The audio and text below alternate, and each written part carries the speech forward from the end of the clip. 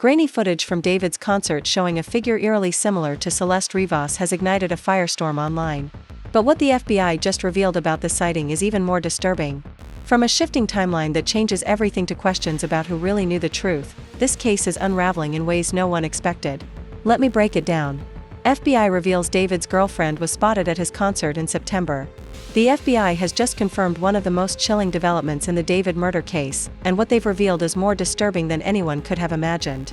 Newly analyzed video footage shows David's girlfriend, 15-year-old Celeste Rivas, allegedly present at his concert in early September, shifting the entire timeline of this already twisted investigation. This revelation has left the true crime community stunned as it challenges everything we thought we knew about when Celeste's tragic fate was sealed. The footage recorded at David's September 6 concert in Silver Spring, Maryland, appears to capture a young girl with an uncanny resemblance to Celeste standing near the balcony section of the venue. If this really was her, the implications are staggering. It would mean Celeste was still alive just days before authorities discovered David's abandoned Tesla in the Hollywood Hills with her decomposed body inside. What seemed at first like just another piece of grainy, questionable footage may in fact be the smoking gun that narrows down the final days of one of the most disturbing celebrity murder cases of our time. The resemblance was indeed striking. The girl in the footage had similar hair to what we knew Celeste had from her missing person photos. And perhaps most chillingly, she was wearing a black tube top, the exact same type of clothing that Celeste was found wearing when her body was discovered in David's trunk. According to police reports, this wasn't just a coincidence that could be easily dismissed.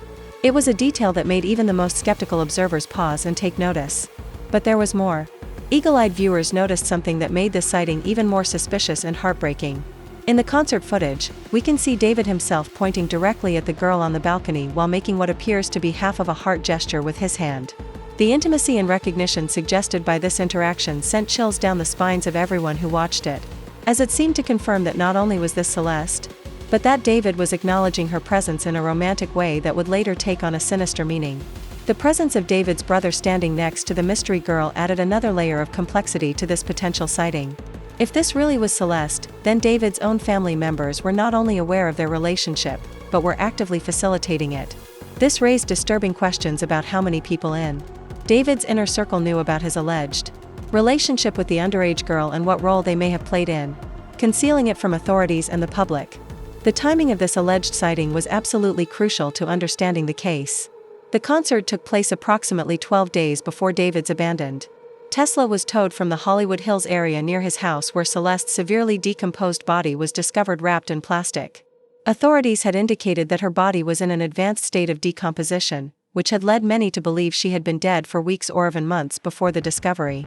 The question of decomposition timing became a critical element in analyzing this potential sighting. Could a human body really decompose to the advanced state described by authorities in just 12 days? The extreme heat of Los Angeles during September, combined with the confined space of a car trunk and the plastic wrapping, could theoretically accelerate the decomposition process significantly.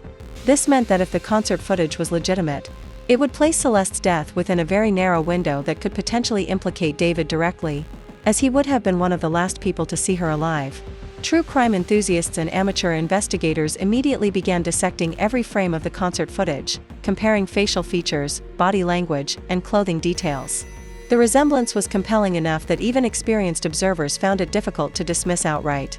The girl's posture, the way she held herself, and her apparent comfort level in what should have been an overwhelming crowd environment all seemed to suggest someone who was familiar with being at David's concerts and possibly had a special relationship with the performer. However, as the footage continued to circulate and undergo more scrutiny, some viewers began to notice discrepancies that raised questions about the identification.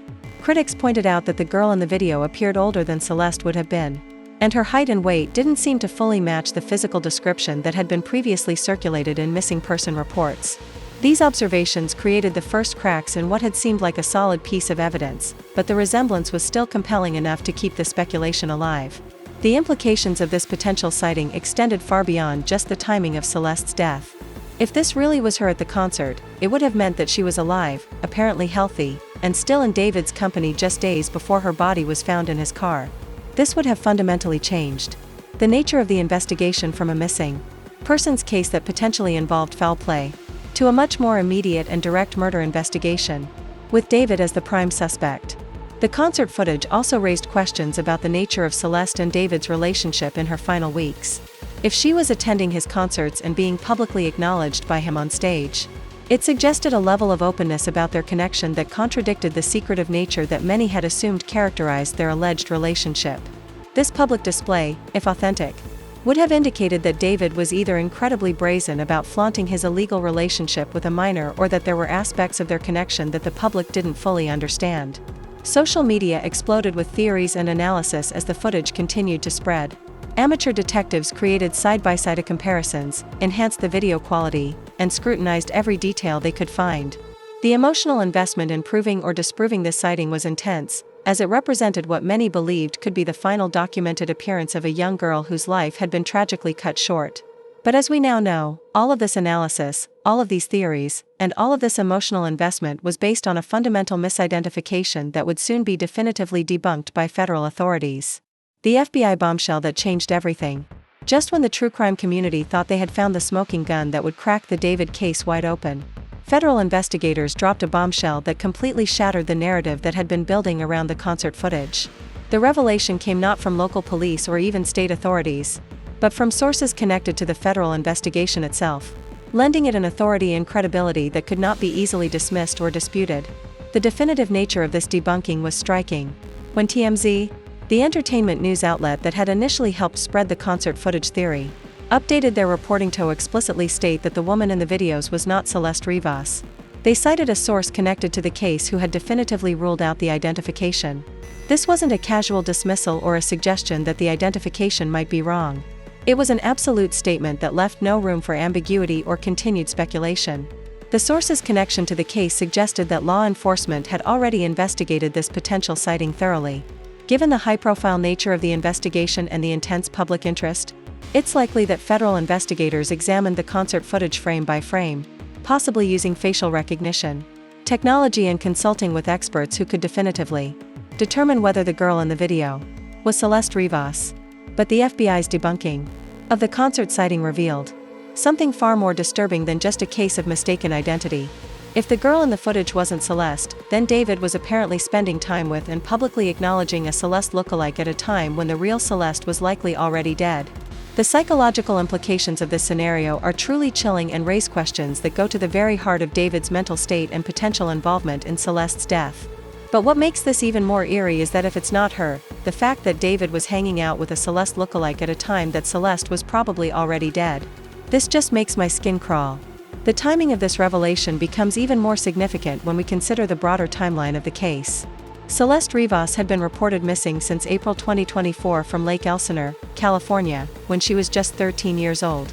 By the time of David's August 2025 concert, she had been missing for over a year. If David was indeed responsible for her death, then his decision to publicly acknowledge someone who looked like her during a concert performance takes on an incredibly sinister dimension. This behavior pattern could suggest several disturbing possibilities about David's psychological profile. Was he taunting investigators and the public by flaunting a Celeste lookalike? Was he attempting to create confusion about the timeline of events to muddy the investigative waters? Or was this evidence of a deeper psychological compulsion that drove him to seek out girls who resembled his alleged victim? The investigation had already revealed disturbing connections between David and Celeste, including matching tattoos on their right index fingers and allegations that Celeste's mother had confirmed her daughter was dating someone named David around the time of her disappearance. These connections had already painted a picture of an inappropriate relationship between the 20-year-old musician and the underage girl. But the concert lookalike revelation added a new layer of psychological complexity to the case. The federal investigation's involvement in debunking the concert footage also highlighted the serious nature of the charges that David could potentially face. The FBI typically becomes involved in cases that cross state lines or involve federal crimes such as kidnapping, sex trafficking, or murder for hire. David's tour schedule had taken him across multiple states, and if he was involved in transporting Celeste across state lines for illegal purposes, federal charges could be forthcoming. The precision and certainty with which federal authorities debunked the concert sighting also suggested that they possess evidence or information that definitively places Celeste elsewhere during the time period in question.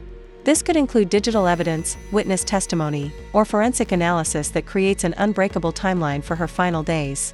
The fact David willing to make such a definitive statement suggests that they have concrete proof, not just educated speculation. The debunking also raised questions about the reliability of eyewitness identification and the dangers of social media speculation in high-profile criminal cases. The concert footage had been analyzed by thousands of people online, many of whom were convinced they were looking at Celestrius.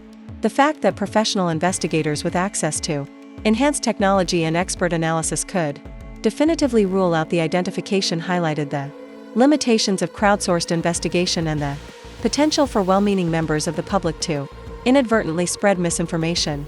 D4vd's team.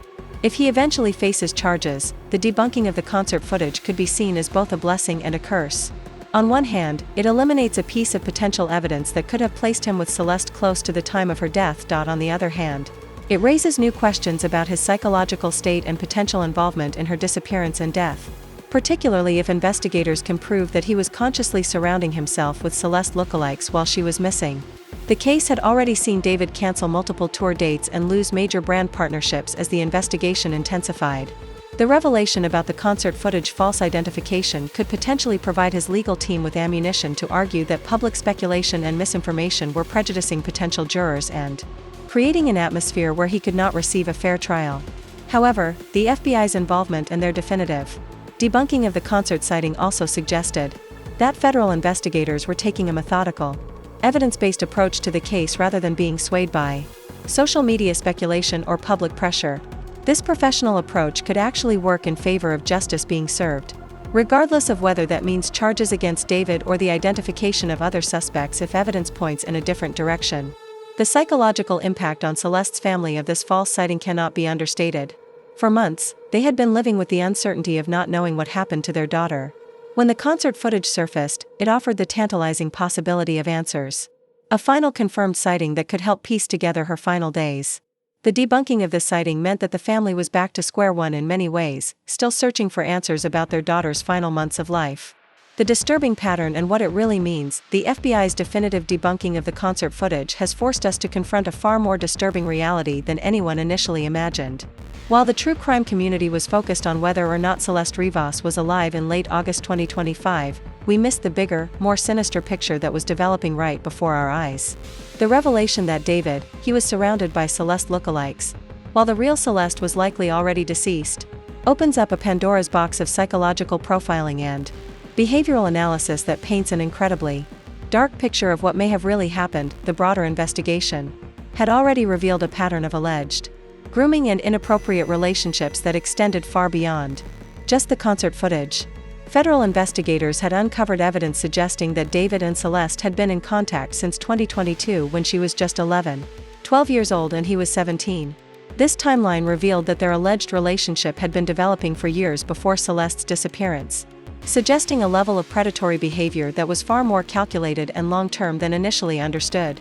The evidence of deliberate concealment and digital cleanup efforts painted a picture of someone who was acutely aware that their relationship with Celeste was inappropriate and potentially criminal. The systematic deletion of streams and digital evidence suggested a level of premeditation and consciousness of guilt that went far beyond a typical inappropriate relationship between an adult and a minor. What makes the concert lookalike revelation even more chilling is that it fits into a broader pattern of behavior that criminal psychologists associate with certain types of predators. The act of surrounding oneself with substitutes or reminders of a victim, particularly after that victim is no longer available, can indicate several different psychological compulsions, none of which are benign. The investigation had already revealed that D4vd, friends apparently thought Celeste was his girlfriend and believed she was 19 years old because of fake IDs when she was actually just 13-15, during their alleged relationship.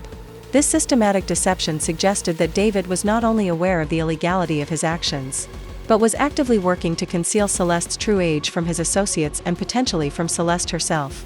The fake ID revelation adds another layer of premeditation to the case that cannot be ignored. Obtaining false identification documents for a minor requires planning, resources, and connections that suggest this was not a spontaneous relationship, but rather a carefully orchestrated grooming operation. He's convinced D4vd's inner circle that Celeste was an adult, suggests that considerable effort went into creating a convincing false identity for her. Federal investigators had also uncovered allegations that Celeste had confided to friends about being sexually assaulted by D4vd and Gus, with Gus potentially referring to an associate who was later found shot dead in 2024. This expanded the potential scope of the case beyond just D4vd to potentially include multiple perpetrators and a broader pattern of abuse and exploitation. The death of this Gus character in 2024, while Celeste was still missing, raised additional questions about whether there were others involved in her disappearance, who might have been eliminated to prevent them from cooperating with law enforcement. The timing of his death occurring during the period when Celeste was missing but before her body was discovered creates a suspicious pattern that investigators are likely examining closely. The concert lookalike revelation also forced a re-evaluation of David's public persona and behavior during the period when Celeste was missing. Rather than lying low or showing signs of guilt or anxiety about a missing girl he allegedly cared about, David was continuing to tour, perform, and apparently surround himself with women who reminded him of his alleged victim. This behavior pattern could indicate either a complete lack of empathy and remorse or a psychological compulsion that drove him to seek out reminders of Celeste. Law enforcement had executed search warrants on David's Hollywood Hills property, specifically looking for blood evidence and other forensic materials that could link him to Celeste's death. The fact that federal investigators were willing to obtain and execute such warrants suggests that they have probable cause to believe that crimes occurred at those locations and that David was involved. The search of David's property had reportedly yielded electronic devices and other evidence, though the specific contents of this evidence have not been publicly disclosed. The presence of security cameras at the property could potentially provide crucial timeline evidence about who was present at the location and when, particularly during the period when Celeste was missing. The broader investigation had also revealed disturbing content in David's music that seemed to reference violence against women, with fans now reinterpreting his lyrics in light of the allegations against him. His breakout hit Romantic Homicide and other songs contained themes of possession, control, and violence that took on a sinister new meaning when viewed through the lens of the charges he could potentially face. The fact that David had uploaded Romantic Homicide on Celeste's birthday, whether intentionally or coincidentally, had created additional speculation about the nature of their relationship, and whether his music served as a form of confession or psychological expression of his alleged crime. The concert footage debunking also highlighted the role that social media and digital platforms had played in both facilitating the alleged relationship and in spreading misinformation about the case. The same technologies that potentially allowed David to groom and exploit Celeste were now being used to spread false information that could potentially prejudice the investigation or interfere with the administration of justice. The case had already resulted in massive career consequences for David, including canceled tours and terminated brand partnerships. But the revelation about the concert lookalike suggested that these professional consequences might be the least of his concern. If federal investigators could prove that he was involved in Celeste's death, he could face charges ranging from murder to federal trafficking violations that could result in life imprisonment. The systematic cancellation of David's professional engagements and the removal of his name from high-profile events suggested that the entertainment industry was taking the allegations against him seriously and distancing themselves to avoid potential legal and public relations consequences. The fact that his own record label was halting promotion indicated that even those with the most financial interest in his success believed the allegations were credible enough to warrant extreme caution. For Celeste's family, the FBI's debunking of the concert footage meant that they were still searching for answers about their daughter's final days. The false hope provided by the potential sighting had been crushed, leaving them to continue grappling with the uncertainty and pain of not knowing exactly what happened to their loved one. The case serves as a stark reminder of the dangers that young people face in the digital age, particularly from predators who use their fame, wealth, and influence to exploit vulnerable minors. It also highlights the importance of thorough professional investigation over social media speculation, as the concert footage incident demonstrated how easily well-meaning members of the public can be misled by superficial similarities and wishful thinking. As federal investigators continue their work, the true scope of this case may extend far beyond just one victim and one perpetrator. The evidence of systematic grooming, the involvement of associates, and the apparent efforts to conceal evidence suggests that this could be part of a broader pattern of exploitation that affected multiple victims over an extended period of time. The concert lookalike revelation, rather than providing closure, has opened up new questions about David's psychological state and the true extent of his alleged crimes. As the investigation continues, the public awaits answers not just about what happened to Celeste Rivas, but about how someone could allegedly commit such heinous acts while maintaining a public facade of being a young, talented artist whose music connected with millions of fans worldwide. Thank you for watching. If you enjoyed watching this video, click on one of the boxes playing on your screen to watch more similar content.